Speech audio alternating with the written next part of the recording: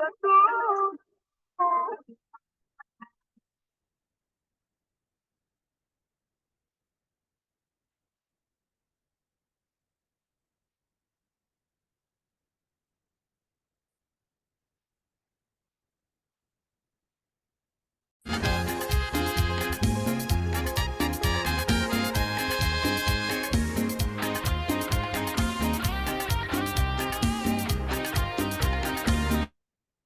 Está buena la música, profe.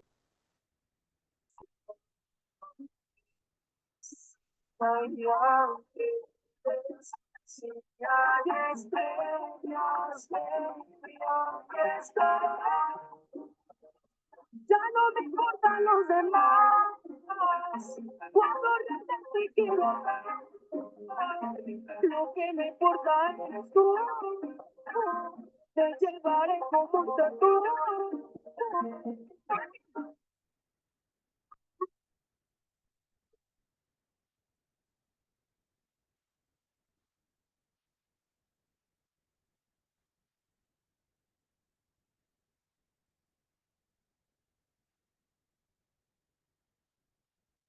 Para que se vayan relajando.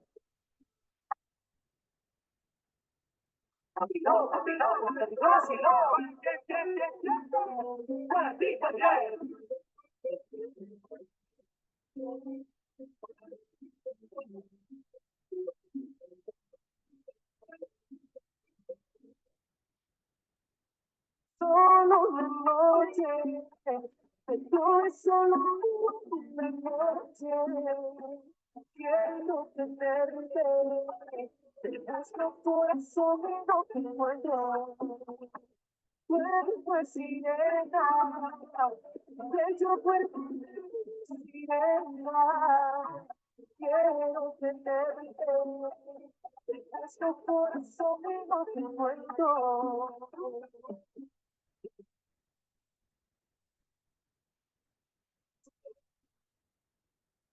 Te busco, me cansé de intranquila. Dime dónde estás, dónde puedo encontrar mi amor.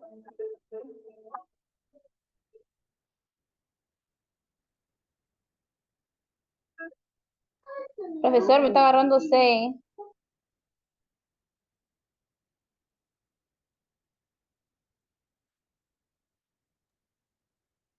Toma agua. Solo una noche, por solo una noche.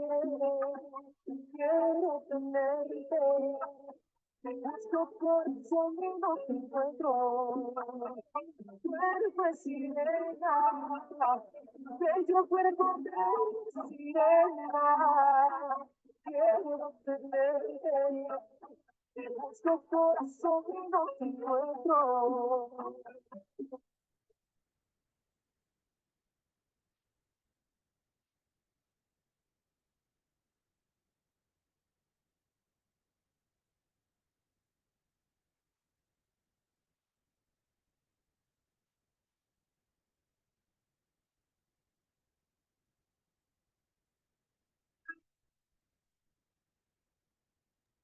Profe, ya son las 12.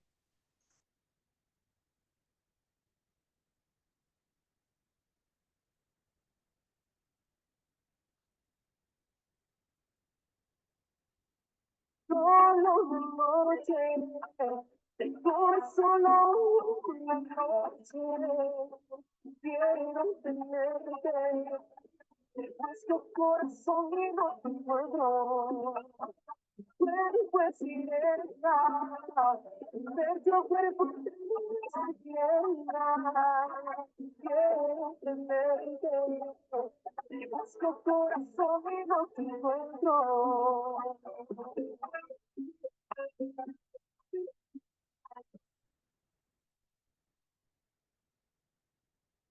Babilón, Babilón, te tengo vacilón, para ti también.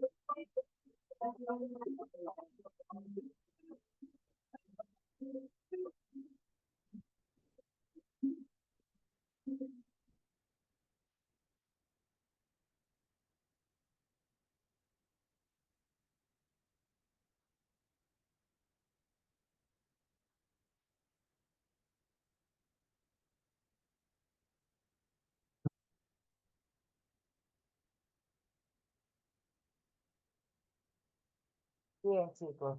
Un momento para que se muevan, ¿ya? De paso que también para que a ver qué tal reaccionan, pues porque en clase nadie me habla. Apenas unos cuantos son los que me hablan. El resto callados, ¿ya? ¿Qué tal? ¿Les gustó la música o no? Sí, profe, está bacán. Ahora sí, con ese cuerpo de sirena y de tiburón, vamos a hacer esta historia, ¿ya? A ver. Ok, chicos. Un ratito que cargue bien. Bien, bien. Un ratito que cargue bien. Ok. Hoy nos toca ver la etapa de la República aristocrática. Acá me equivoqué en poner la O, es O, no era I. ¿Ya? Características generales. Dice que el historiador Jorge Basadre define este periodo entre el año 1899 al año 1919 como la República Aristocrática, y esta denominación describe a una sociedad gobernada por la clase alta, que combina la violencia y el consenso, pero con la exclusión del resto de la población. Así, durante este periodo, el gobierno estará a mano de una élite perteneciente a la familia más adinerada de las zonas costeñas del país, que tenían como base de poder económico la propiedad de las haciendas vinculadas con la producción de la caña de azúcar. Fue un periodo dominado casi en la totalidad por el partido civil. Los gobernantes eran expertos en manejo económico, sin embargo, miraban con cierto rechazo las costumbres andinas y amazónicas.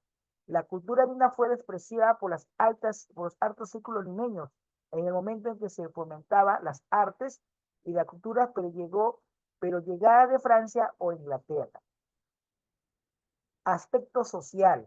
Los sectores sociales de la República Aristocrática fueron los siguientes: oligarquía, clase alta, se reconocían por su linaje, es decir, pertenecían a una misma familia más que la posesión de los bienes materiales, ejercían profesiones que aseguraban la cantidad de sus privilegios, viajes a Europa, sofisticación en el vestir, el cumplimiento de la regla de etiqueta en su conducta, y formaron un círculo cerrado que repartía los altos cargos políticos. Así monopolizaron el Estado para su propio beneficio. Eran los dueños de las grandes haciendas y empresas del Perú y se encontraban unidas a través del partido civil. Clase media, compuesta por los profesionales liberales y miembros de la burocracia, dedicados como los empleos de las firmas comerciales de importación-exportación, los bancos y los almacenes de Lima y Callao. Su débil situación laboral no los llevaría a participar junto con los sectores populares, planteando demandas para mejorar sus condiciones de trabajo. Sectores populares estaban formados por campesinos, artesanos, pequeños comerciantes, vendedores callejeros, obreros de todo tipo. La mayoría de obreros vivían en zonas urbanas, sobre todo en Lima.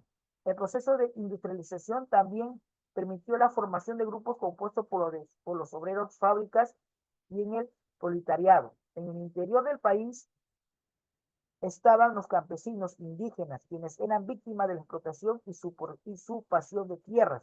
Ello debido a la autonomía que gozaban los hacendados y gamalones, aliados de los grupos de poder, y los grupos civiles. Eso fue en el aspecto social, cómo estaba conformada la oligarquía, la gente adinerada, la clase media y los sectores populares. Luego, el aspecto económico, la exportación de materia prima fue el sector fundamental de la economía durante la República Aristocrática. Por esta razón, los gobernantes alentaban la explotación de recursos naturales, la caña de azúcar, el algodón y minerales, para lo cual se necesitó mayor inversión extranjera. Es por ello que durante esta época los diferentes gobernantes tomaron una serie de medidas políticas destinadas a promover las inversiones del capital extranjero. Se generan sectores dedicados a la producción para el mercado externo y también surgen los sectores vinculados en el comercio exterior y las finanzas ligadas al capital extranjero británico. Las actividades económicas que se promovieron fueron la agroexportación. El auge de la agricultura se dio principalmente en la costa con la producción de la caña de azúcar y el algodón. En cambio, en la sierra no tenía el mismo impulso. Esta modernización sirvió para tener mayor competitividad en el mercado externo. A diferencia del mercado interno, al cual no se dio el mismo impulso, En la sierra se mantuvo el poder de los hacendados y los gamalones, ya que ellos eran los aliados de los gobernantes de la República Aristocrática. En las últimas décadas del siglo XX y comienzo del siglo, bueno, del siglo XIX y el siglo XX se produce el llamado boom del caucho en la selva, a partir de la cual la ciudad de Quito, que creció de manera importante, se convirtió en un enclave británico. Ese fue el auge importante en ese tiempo. Bueno, sigue actualmente, no en ese sentido. No muy poco, pero ya hay bastante participación. Minería. Se produjo el desplazamiento de los capitales nacionales por extranjeros debido a la demanda de enormes capitales y tecnologías sofisticadas. Se dedicaron a la extracción del vanadio, mercurio, plomo, zinc, especialmente cobre. La zona que más se desarrolló fue la Sierra Central, la Oroya, principalmente, donde, donde, donde, la, donde, el cerro de, donde el Cerro de Pasco Mining Corporation inició la explotación de gran escala del cobre y de otros minerales, que esta empresa poseía el 70% de las minas en Cerro de Pasco. Wow. En la costa norte, el petróleo atrajo a la industria estadounidense e inglesa. Estos centros mineros se consideran verdaderos enclaves que enviaban sus ganancias al extranjero y dejaban como poco beneficio en nuestro país. Obtenían su mano de obra mediante el sistema del enganche, mecanismo por el cual muchos campesinos se convirtieron en obreros.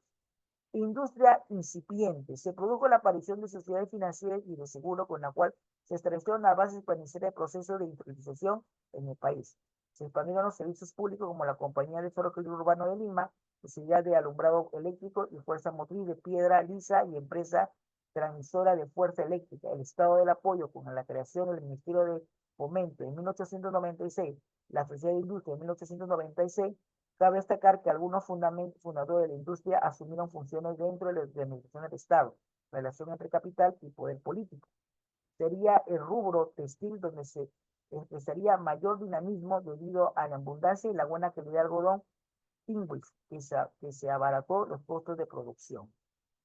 Aspecto político. El control de la administración del Estado se realizaba desde la capital. En las regiones eran los hacendadores y los gamalones, jefes regionales de la sierra, quienes controlaban el poder bajo la supervisión de la clase dominante que protegía el sistema político, permitiéndoles respaldar el desarrollo económico. Eduardo López de Romaña, 1899-1903, independiente. Manuel Candamo, 1904, Partido Civil. José Pardi y Barrera, 1904-1908, Partido Civil. Augusto B. Leguía, 1908 a 1912, Partido Civil. Guillermo Billinguer, 1912-1914, independiente, derrocado por el golpe de Estado cívico-militar. Coronel Oscar R. Benavides, 1914-1915, militar. José Pardi y Barrera, 1915-1919, Partido Civil. A pesar de la situación de estabilidad política y económica, se prestó poca atención a las reivindicaciones sociales del proletariado y empleados, así como tampoco dar solución a los problemas que afectaban a los campesinos. Más se dedicaron a la parte central. Es decir, la gente de plata, que era poca, todo se centralizó en Lima. Todo era siempre. Hubo un tiempo, años 70, años 80, que todo era capital, capital. Muy poco era visto dentro de provincia. Hoy en día, por ejemplo, ya a partir de los años 90, ¿no? Y es un poco que también es cierto. Es decir, lamentablemente, mira, yo soy una persona política, yo no estoy a favor ni en contra de nadie. Pero también yo aplaudo y reconozco, así como también digo, eso se hizo mal, pero también aplaudo algo importante. En los años 90, cuando ingresó Fujimori, a partir de ese tiempo para ahora, se aperturó la parte de provincia. Hoy en día, yo lo digo como persona que ha nacido acá en Lima, yo voy a un sitio de provincia y es totalmente diferente a lo que yo recuerdo cuando era yo niño. Cuando era yo niño, en los años 80, te estoy diciéndote, bueno, 70 y 80 más o menos, yo me iba a visitar a mi abuela que es de Piura y era horrible ir por carretera, había sitios que no había ni pista, tú llegabas a Piura y era un desorden total porque no entendías, no había modernidad. Hoy en día tú encuentras cosas diferentes en diferentes ciudades, de Iquitos hasta Tacna, de Cerro de Pasco. O sea, hay lugares que, que yo particularmente he visitado y me sorprende el cambio total, tanto de su población está mucho más jóvenes, ahora están mucho más dedicados y modernizados, la tecnología ha llegado con fuerza ya a las zonas, ¿no? ¿Por qué? Porque ahora es globalizado, ya está todo globalizado. Tú entras a Facebook, un ejemplo, aquí tú vas a encontrar gente que son de Cerro de Pasco, que son de Chimbote, que son de Piura, que son de la selva, que son de la sierra, sí, y es totalmente diferente. Sí, en esa parte yo aplaudo ese sentido de reaperturar o abrir las puertas, lo que antiguamente no había. ¿Y eso por qué era? Debido a la cantidad de gente que dañó al país. Estamos hablando del terrorismo. El terrorismo dañó bastante la parte de provincia, la marcó. Años 80, 82, fue el inicio de Sendero Luminoso, la marcó. Los gobiernos que vinieron no hicieron absolutamente nada. Entonces, cuando ya comenzó la nueva era y comenzó el cambio total, y obviamente la captura de estos cabecillas, cambió totalmente. Hoy en día es una reapertura. Hoy día tú te vas a zonas con seguridad, con tranquilidad. Muy aparte de las instrucciones que hay, que lamentablemente que son de ahora, recién son últimas, pero en estos tiempos atrás tú veías una tranquilidad distinta y diferente. Tu misma gente, había gente que regresaba a sus tierras porque veía el cambio total. No, por eso esta etapa aristocrática que duró poco, obviamente fue una etapa que solamente se centralizaba en Lima, todo el poder en Lima, toda la industria, toda la parte extranjera en Lima. Hubo lugares como la selva que a través del cauce se abrió, pero todo estaba centralizado acá hasta que comenzó la era del golpe de Estado militar, donde vinieron los otros gobiernos, que eso luego lo vamos a ir viendo en la próxima clase. Hoy lo que vas a hacer ahorita a continuación, ¿ya? Es tu retroalimentación, solamente retroalimentación, nada más retroalimentación, hazme esto nada más, ya la retroalimentación. Estas 4 preguntas igualmente me lo mandas al WhatsApp. Comienza.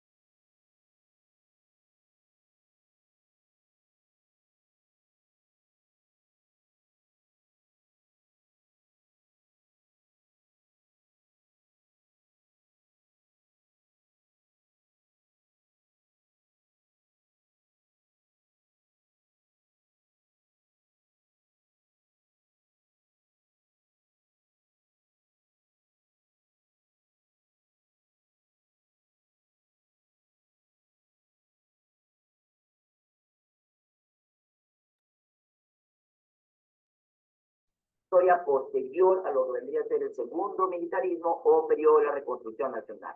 La República Aristocrática también es llamada el segundo civilismo, va de 1895 a 1919. Recuerden, soy el profesor Marco Antonio Santa Cruz Tapia. Los invito a suscribirse, como siempre, a este humilde canal. Comencemos. La República Aristocrática. Este concepto o este término fue usado por el historiador Jorge Basadre, y nos dice que se caracteriza porque el control de la sociedad, el Estado y el gobierno estuvo en manos de la oligarquía. Esta oligarquía generalmente estuvo compuesta por los grandes terratenientes y comerciantes en alianza con el gabonalismo provinciano, que eran como una especie de presidentes chiquitos en la zona de los Andes, y sirviendo desde luego ambos a los intereses del imperialismo inglés, que tenía la supremacía en este momento en nuestro país. A su vez, este dominio excluyó de la vida política al pueblo y a la clase media.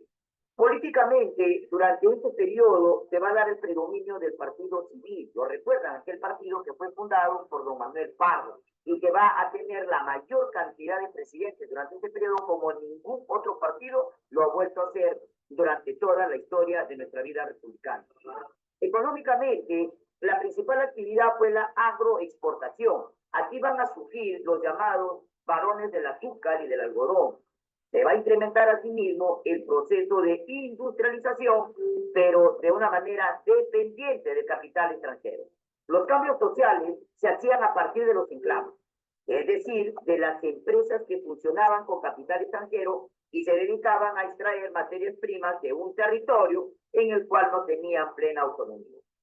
Como vamos a observar, había dos tipos de enclaves.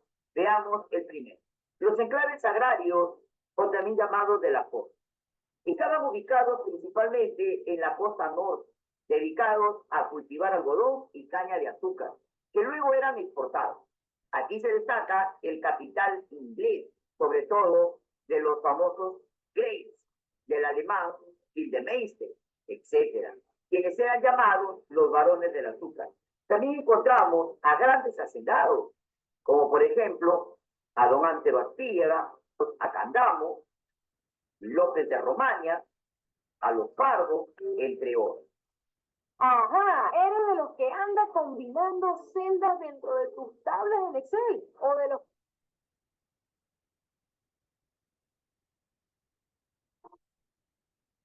Los enclaves mineros o de la Sierra Central. Estos enclaves estaban ubicados principalmente en la Sierra Central, es decir, en la región, hoy, la región Cerro de Paz, donde predominaba el capital norteamericano. Para una mejor comprensión de nuestra economía durante la República Aristocrática, vamos a observar el siguiente esquema. Como pueden observar, ahí podemos ver los enclaves que estaban controlados por la aristocracia peruana. En la costa era una economía de exportación, pero con inversión extranjera. En el caso de la sierra, se explotaba lo que era una economía natural, también con inversión extranjera. Se destaca la gran mina, la Cerro de Pasco Mining Corporation, que vino a ser la primera empresa norteamericana que se crea en nuestro país.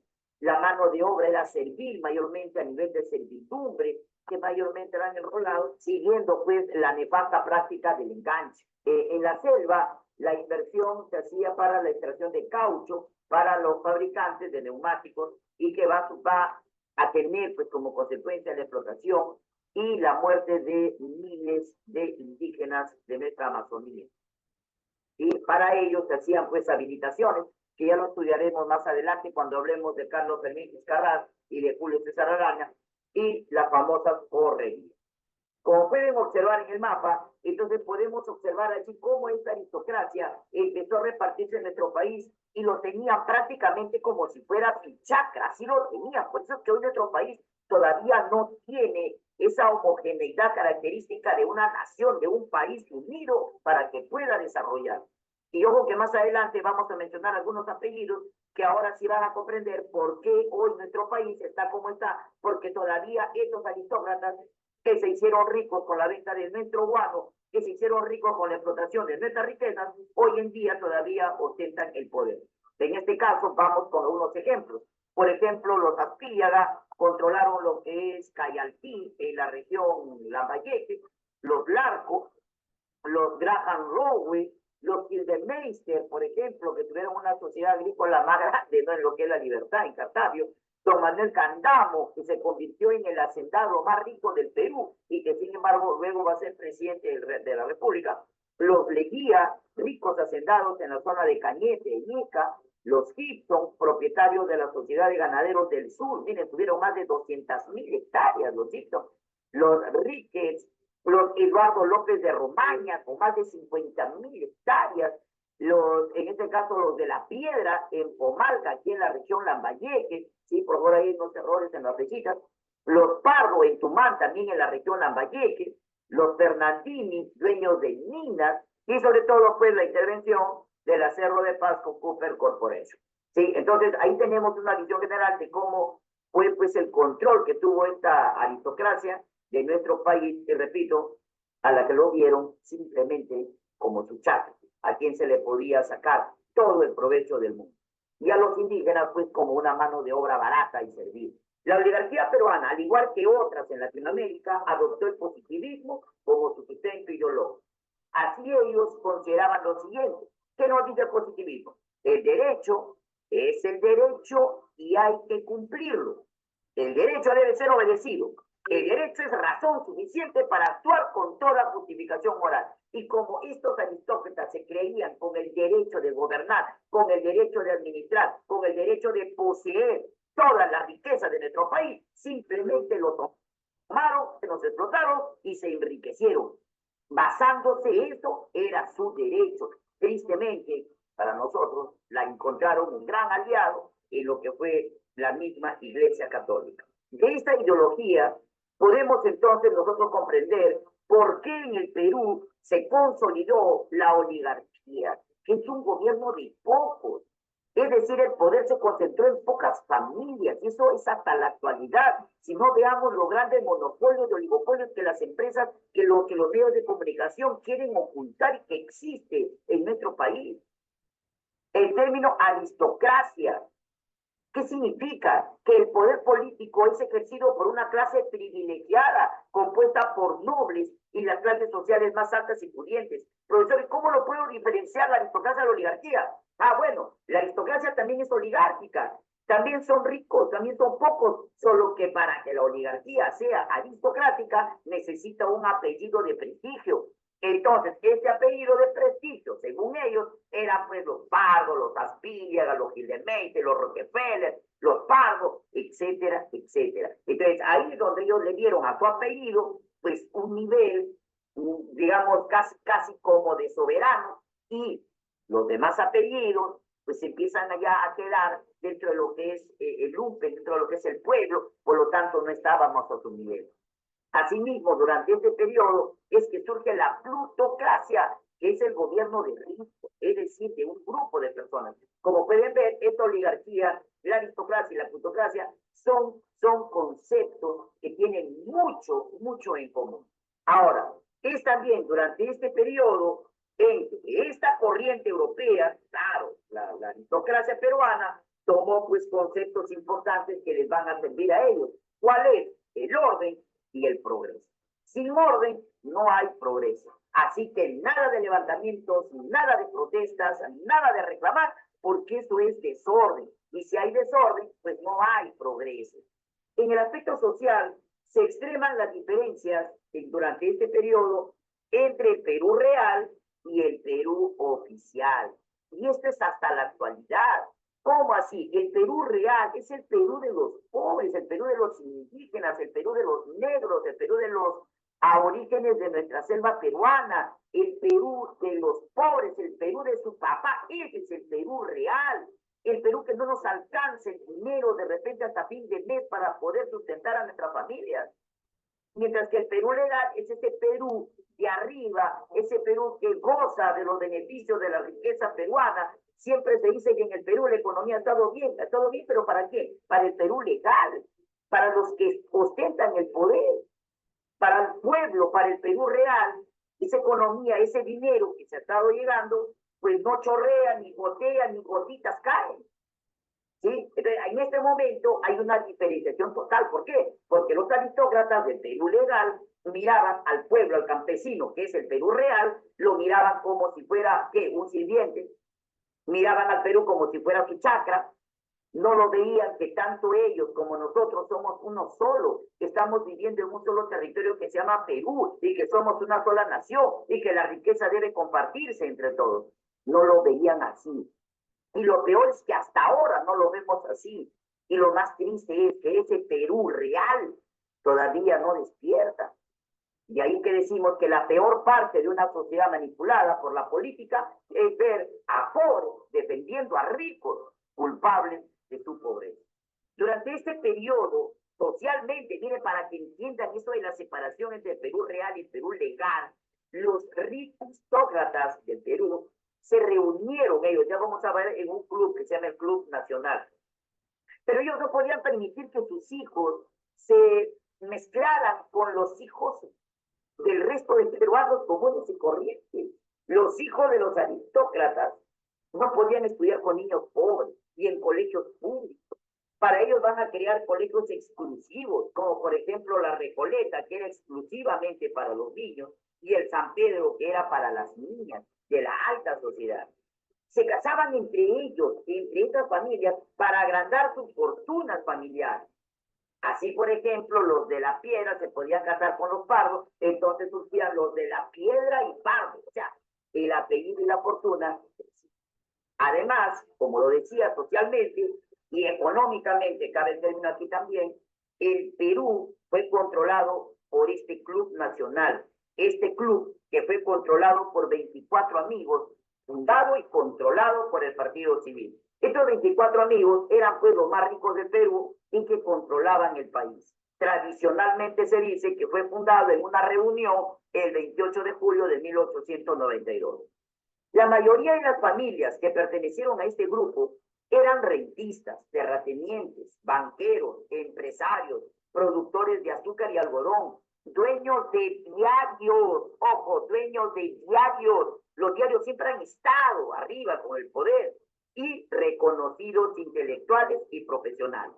Todos ellos pertenecían a este famoso Club Nacional, repito, donde los titulares eran 24. Ya luego vamos a ver que también se lograron incorporar algunos más, pero ya bajo la anuencia de estos 24 amigos, que se reunían semanalmente, así, religiosamente, los días viernes.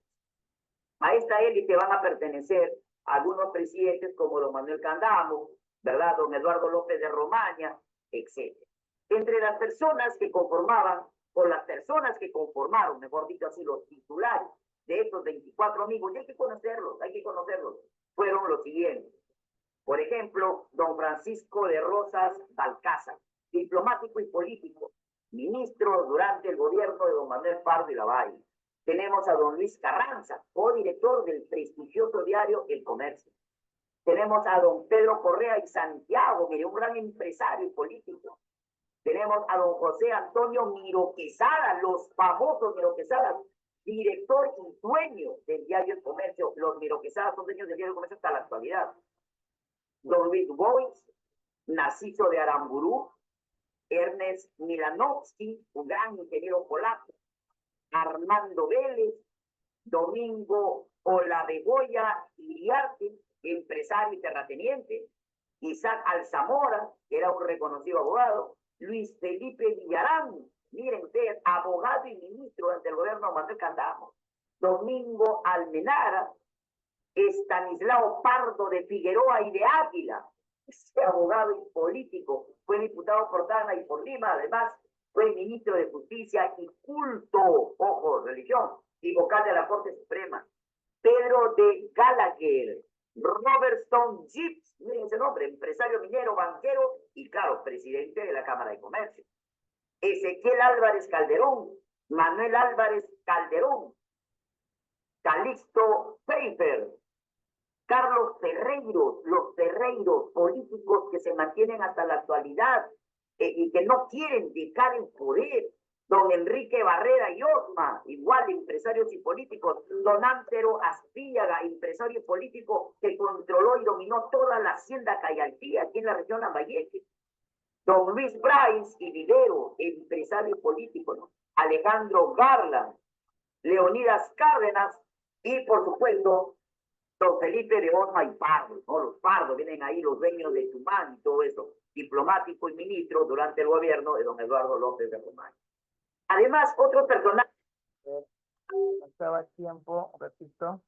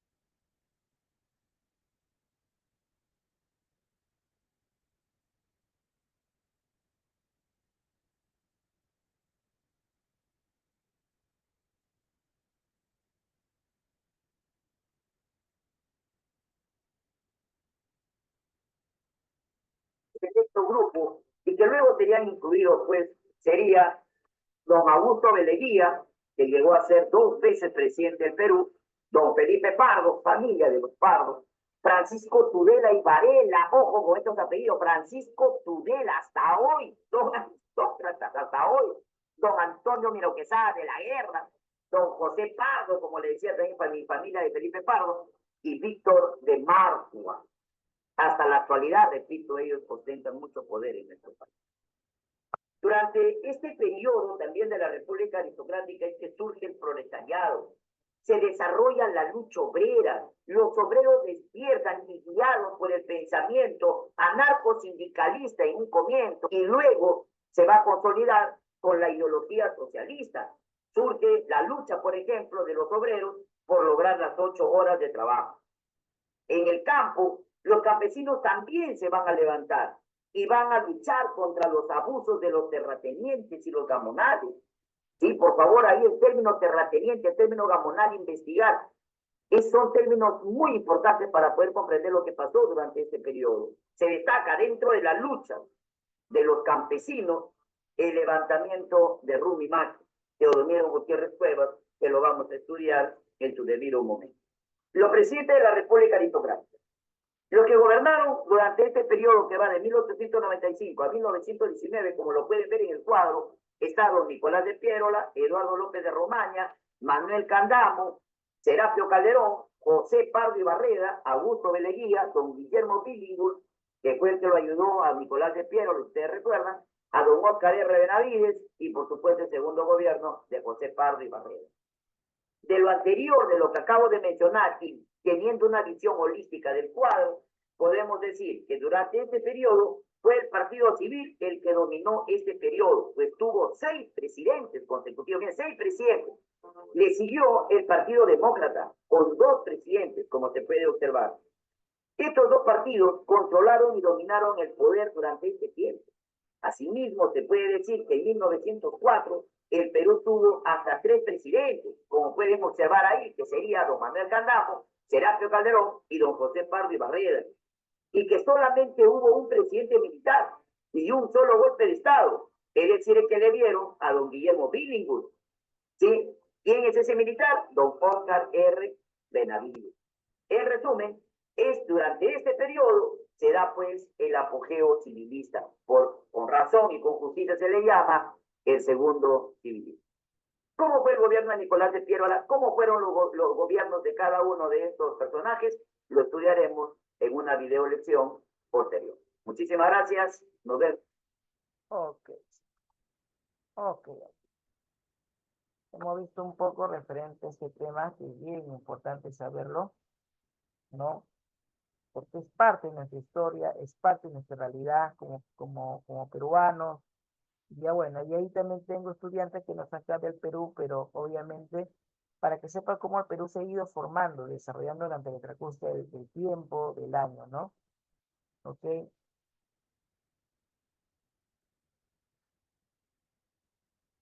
A ver.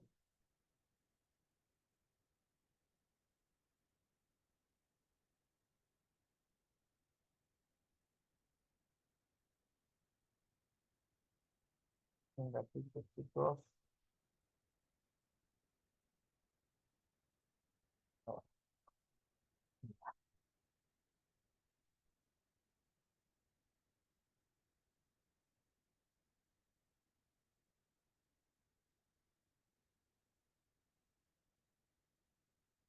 Ok, chicos, muy bien. Ya colocar todos los que están participando con participación.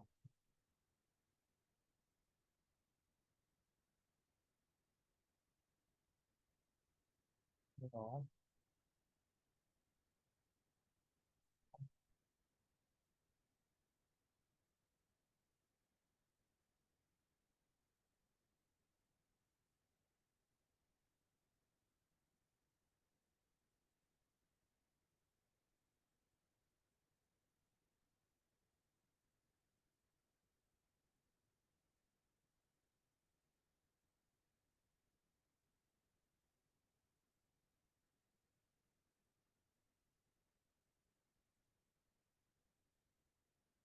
Ah, ya, ok. Ya, ya, entonces, ah, ok, chicos.